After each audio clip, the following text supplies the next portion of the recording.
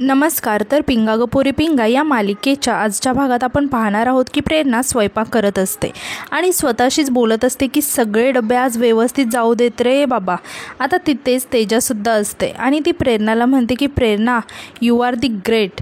तेव्हा प्रेरणा त्याच्याकडे बघायला लागते आणि म्हणते की काय ग, ताप बीप आला नाही ना तुला, बरी आहेस ना तू? नाही, सकाळ सकाळ कौतुक करतेस ना. तेव्हा तेजा म्हणते की मी काय म्हणते, मला सकाळी सकाळी उठून जर एक ब्लॅक कॉफी जरी करायची असेल ना तरी एवढा कंटाळा येतो ना, पण तुला इथे एवढ्या लोकांचे डबे बनवायचे असतात, एवढी तयारी करायची असते, पण तू न चुकता एकदम फटाफट सगळी कामं करतेस. तेव्हा प्रेरणा म्हणते की सवयीचा भाग आहे ग तो. म्हणजे कसं आहे, म्हणजे सगळ्यांचे एक्सपर्टीज वेगवेगळ्या असतात ना. आता तू बघ ते लॅपटॉपचं काम कसं करते एकदम फास्ट, ते जमेल का मला? यावर तेजा म्हणते की पण तरीही तुझं जेवण बनवण्याचं स्पीड एक नंबर आहे. तितक्यात आता तिथे वल्लरीसुद्धा येते आणि त्या दोघींचंही बोलणं ऐकून म्हणते की बरोबर बोलतात तेजाताई. आणि प्रेरणाला म्हणते की प्रेरणाताई, तुम्हाला जसं जेवण बनवायला आवडतं ना तसं आम्हाला कुणालाही नाही जमत, हे अगदी खरं आहे. तेव्हा प्रेरणा वल्लरीला म्हणते की असू दे पुरे करा आता कौतुक. मी म्हटलं ना प्रत्येकाच्या एक्सपर्टीज वेगवेगळ्या असतात. आता तुम्ही नाही का एकदम एक्सपर्टसारखं तो व्हिडिओ काय तयार केलात, तो पोस्ट काय केलात, त्याच्यामुळे तर मला मिळालेत ना एवढ्या ऑर्डर्स. त्याच्यासाठी पुन्हा एकदा खरंच थँक्यू. तेव्हा तेजा म्हणते की हॅलो, नुसतं थँक्यू म्हणून नाही चालणार, पार्टी पाहिजे पार्टी. तेव्हा वल्लरी तेजाला म्हणते की तेजाताई काय सारखं पार्टी करताय, राहू द्या ना. तेव्हा प्रेरणा म्हणते की नाही, बरोबर बोलते ती, काहीतरी छान करायचं असं माझ्याही डोक्यात आहेच. मी काय म्हणते, आपली राधा 6 महिन्याची झाली असेल ना आता? तेव्हा वल्लरी म्हणते की हो झालीच असेल. तेव्हा प्रेरणा म्हणते की मग आपण तिचं उष्टवण करायचं का? मग त्यानिमित्ताने तुमच्या सगळ्यांसाठी सुद्धा छान छान गोडधोड काहीतरी खायला करता येईल ना मला. तेव्हा तेजा विचारते की उष्टावण म्हणजे काय? यावर प्रेरणा सांगते की अगं कसं असतं तेजा, 5-6 महिन्यांचे होईपर्यंत बाळ फक्त दूध पित असतं ना, त्यामुळे 6 महिन्याचं झाल्यानंतर मऊ गोष्टी खायला घालायच्या असतात बाळाला.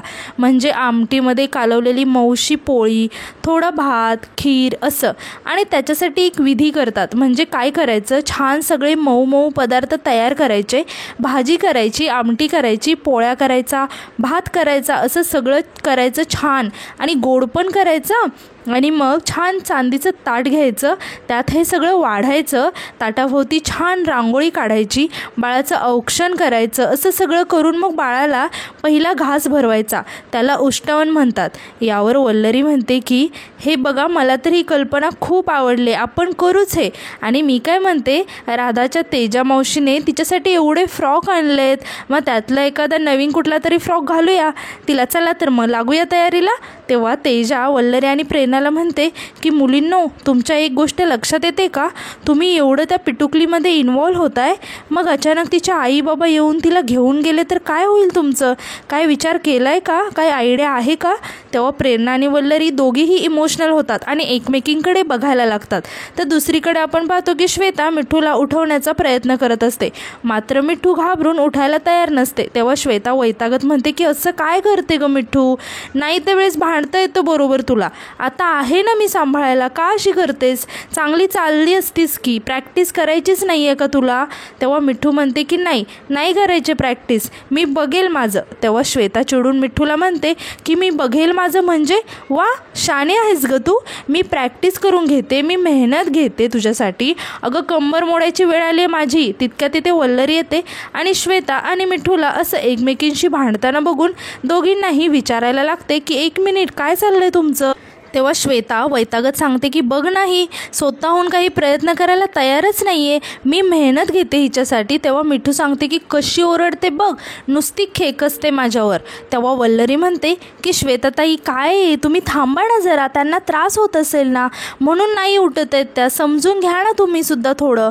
तेव्हा श्वेता वल्लरीला म्हणते की तूही तिचीच बाजू घे आणि मिठूकडे बघत म्हणते की चालली असतीस, आता नुसतीच बसून राहा.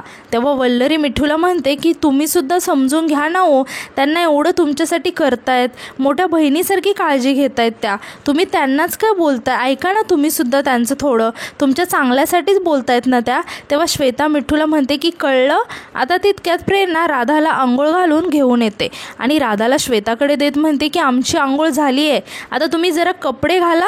आणि वल्लरीकडे बघत म्हणते की वल्लरी मला जरा डबे भरायचे आहेत ग बाय, मदत करशील का थोडी. तेव्हा वल्लरी आणि प्रेरणा तिथून निघून जातात.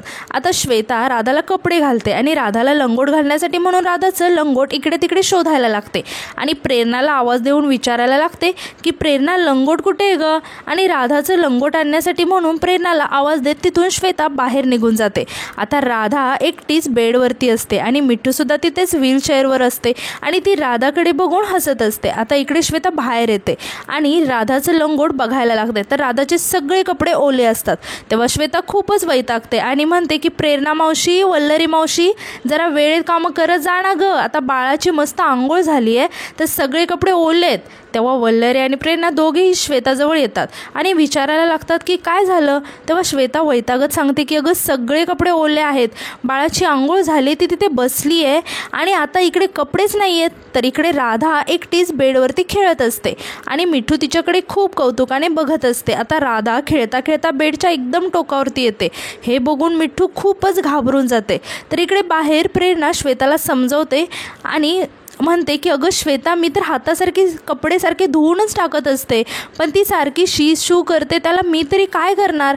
तेव्हा श्वेता म्हणते की हे काय कारण आहे का कपडे नाही वाळल्याचं, आता काय घालायचं तिला. यावर वल्लरी म्हणते की आपण एक काम करूया, आता आपण ना सूर्यमामाला सांगूया की आज इकडे थोडं खाली या, म्हणजे कपडे सुकतील ना. तेव्हा प्रेरणासुद्धा म्हणते की हो, आणि वारा काका आहेत ना त्यांनाही सांगूयात की एक्स्ट्राची झुळूक घाला इकडे, म्हणजे आमच्या राधाचे कपडे वाळतील लवकर. तेव्हा श्वेता वल्लरी आणि प्रेरणाला म्हणते की वा वा, सगळ्यांना लावा कामाला फक्त, आणि तुम्ही बसा आपापली, तुम्ही कामं नका करू.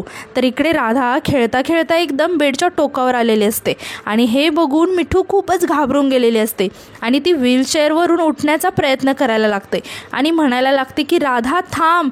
मिठू खूपच घाबरून गेलेली असते आणि ती जोरात ओरडते की राधा, आणि स्वतःच्या पायावरती उठून उभी राहते. आता मिठूचा असा ओरडण्याचा आवाज ऐकून बाहेर सगळेच घाबरून जातात आणि धावतच आतमध्ये येतात. तर आतमध्ये मिठू राधाला घेऊन उभी असते. आता सगळेजण घाबरून राधाकडे आणि मिठूकडे बघायला लागतात. तेव्हा मिठू अडखळत म्हणते की बघता काय, घ्या हिला. तेव्हा श्वेता घाबरत राधाला घेते आणि म्हणते की मिठू सॉरी ग, मी अशी कशी काय. तेव्हा मिठू म्हणते की पडली असती बेडच्या टोकावरून. तेव्हा प्रेरणा म्हणते की काय ग श्वेता, लक्ष कुठे असतं तुझं, तिकडे येऊन आमच्याशी भांडत बसली होतीस, मग बाळाला पण बरोबर घेऊन यायचं होतं ना. आता वल्लरीचं अचानक लक्ष जातं मिठूकडे आणि वल्लरी खूपच खुश होऊन मिठूकडे बघायला लागते आणि हसायला लागते. तर इकडे मिठू रागाने श्वेताकडे बघत म्हणते की नुसती भांडत असते माझ्यासोबत, ओरडत राहते मला, राधाकडे लक्ष नाही. आता वल्लरी खूपच खुश झालेली असते आणि इमोशनलसुद्धा झालेली असते आणि म्हणते की अहो हे सगळं सोडा आणि इकडे बघा, मिठूताईंकडे बघा जरा. तेव्हा सगळे मिठूकडे बघायला लागतात आणि त्यांच्या लक्षात येतं की मिठू स्वतःच्या पायावरती उभी राहिली आहे. आता वल्लरी म्हणते की मिठूताई स्वतःच्या पायावर उभ्या राहिल्यात आणि त्या चालत आल्यात इथंपर्यंत. तेव्हा सगळेच मिठूकडे बघायला लागतात आणि ते सगळेच खूप खुश होतात. आता मिठूसुद्धा स्वतःच्या पायाकडे बघायला लागते आणि तीसुद्धा खूपच खुश होते. आता प्रेरणा स्वामींना हात जोडते आणि स्वामींचे आभार मानायला लागते. तेव्हा तेजा म्हणते की बघितलं, आपण भांडत बसलो आणि हे लक्षातच नाही आलं आपल्या. आता श्वेता मिठूला म्हणते की मिठू तिथून इथंपर्यंत चालत आलीस तू.